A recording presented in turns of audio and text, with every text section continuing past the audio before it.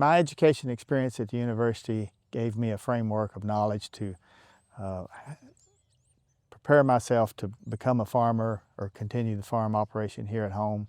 It also gave me resources to rely on after I left the college, extension services and specialists that would keep me updated on the latest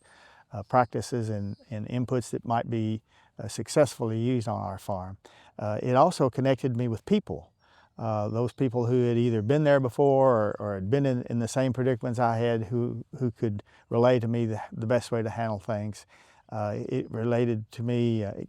connected me to organizations, farm organizations that had the same voice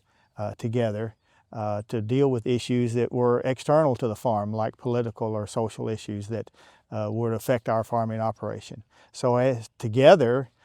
through those organizations, through the university